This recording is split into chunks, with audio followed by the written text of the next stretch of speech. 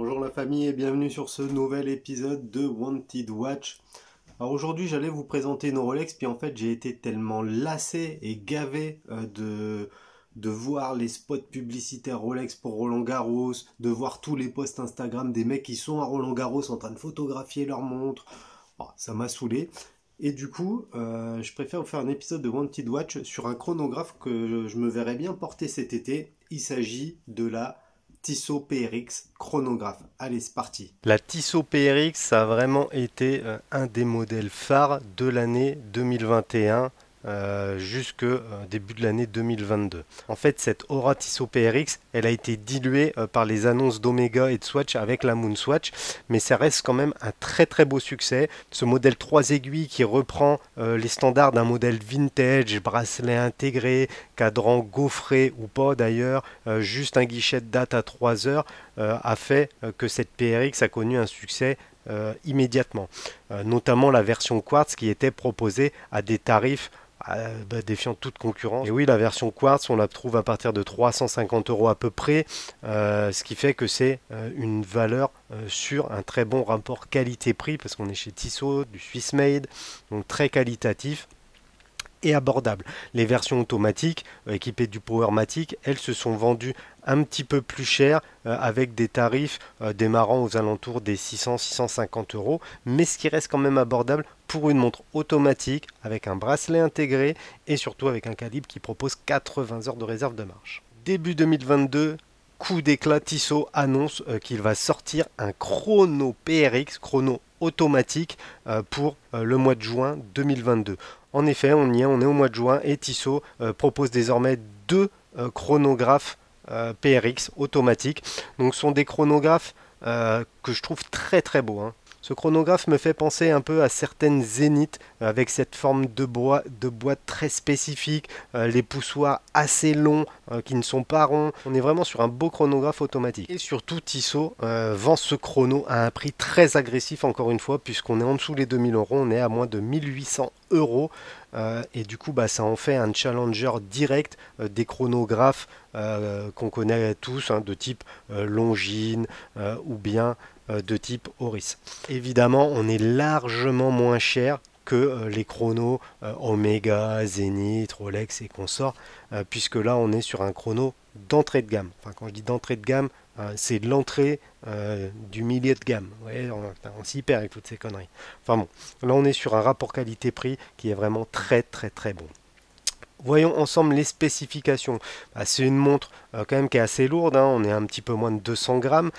C'est une montre qui va être équipée d'un boîtier de 42 mm de diamètre, donc quelque chose de tout à fait cohérent par rapport aux mœurs actuelles, et d'une épaisseur de 14,5 mm. Là, moi, je suis un peu déçu de l'épaisseur. Je pensais qu'il ferait un effort. Là, il se la joue un petit peu à la Tudor, où on va avoir des putains de plomb sur le poignet. Là, je suis un peu déçu. Franchement, 13,5, ça aurait été tip top, voire moins. Surtout que je pense qu'ils auraient pu le faire. Alors, les caractéristiques techniques sont simples. C'est une montre de 42 mm de diamètre pour 14,5 mm d'épaisseur. Donc c'est une montre tout à fait dans l'air du temps, hein, avec des dimensions correctes pour un homme. Par contre, la montre est un peu épaisse et c'est bien dommage. Alors c'est probablement dû à son mouvement, à son calibre qui est basé sur un ETA 7753, je dirais. Enfin, en tout cas, ça doit s'y rapprocher. Et du coup, le calibre étant assez épais, la boîte est assez épaisse aussi. C'est vraiment dommage. Là, Tissot aurait fait un effort là-dessus, ils auraient tué le game, je pense. Donc ça reste quand même un calibre moderne, puisque c'est un calibre qui propose 60 heures de réserve de marche, là où les 77-50 généralement sont plus aux alentours des 40. Donc on a une réserve de marche quand même qui a été améliorée. Évidemment, tout ça c'est de la fabrication suisse. On a plusieurs déclinaisons de cadrans, je vais vous montrer les deux qui sont disponibles actuellement. Et en termes de bracelet, on a le bracelet en acier, un bracelet intégré en acier qui est très très beau, très très confortable. Évidemment, cette montre peut aussi être mise sur un bracelet en cuir que vous pourrez acheter ultérieurement. Je vous montre quelques photos de cette déclinaison bleue. La déclinaison bleue est vraiment très très sympa. J'aime beaucoup. On a un fond de boîte transparent qui laisse entrevoir le superbe calibre et évidemment la couronne signée de Tissot. Une petite chose que je regrette sur le cadran, c'est ce gros PRX ici sur le sous-compteur à 6 heures. Je trouve que ça gâche un petit peu l'harmonie de la montre.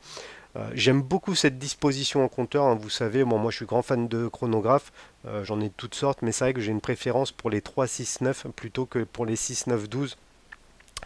Pourquoi? C'est juste au niveau de l'homogénéité de la montre, je trouve que c'est plus gracieux.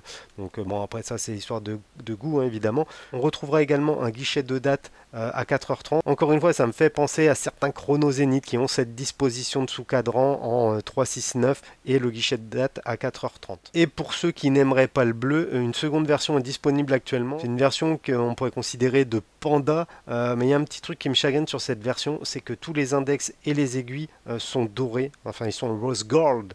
Hein, vous verrez, je fais des efforts hein, maintenant pour l'accent, tellement vous m'avez mis des plombs sur les commentaires. Enfin bon, une version que j'aime un petit peu moins, je sais pas. Honnêtement, j'attends que Tissot sorte des nouvelles déclinaisons de cadran avec un vrai cadran panda ou alors avec un vrai cadran panda inversé sans les fioritures rose gold et compagnie. On notera également sur les photos le brossage du boîtier, c'est un brossage vertical tout comme le cadran. Donc voilà, 1800 € pour ce chrono, c'est clairement une Wanted Watch, je pense qu'elle va faire fureur cette montre. Par contre, je suis quand même assez étonné que Tissot ne fasse pas plus de communication. Ils ont fait un gros marketing pour la Tissot PRX 3 aiguilles. Et là, le Tissot PRX chronographe, très peu de communication, même sur les réseaux sociaux, très peu de publicité. Alors elles viennent tout juste de sortir, hein, elles sont sorties il y a une semaine, peut-être qu'il faut attendre, mais je pense qu'on aura largement moins de médiatisation sur ce modèle que sur la 3 aiguilles, et c'est dommage à mon avis. Voilà la famille, cette vidéo de Wanted Watch touche à sa fin. N'hésitez pas à me dire comment vous la trouvez cette petite Tissot PRX chrono. D'ailleurs, est-ce que vous comptez en acquérir une? Est-ce que vous aviez acheté la Tissot PRX 3 aiguilles, que ce soit quartz ou automatique? Est-ce que vous en êtes content? Je sais qu'ils ont sorti récemment des versions avec des diamètres plus petits. Perso, je trouve que la version de base était à la bonne taille. Après, quitte à choisir une Tissot PRX 3 aiguilles, je prendrais directement une vintage, je pense, que l'on trouve à peu près dans les mêmes tarifs que les modèles automatiques neufs. Donc voilà la famille. Surtout pensez à vous abonner si ce n'est pas encore fait. Et moi, je vous dis à bientôt pour une prochaine vidéo. Salut!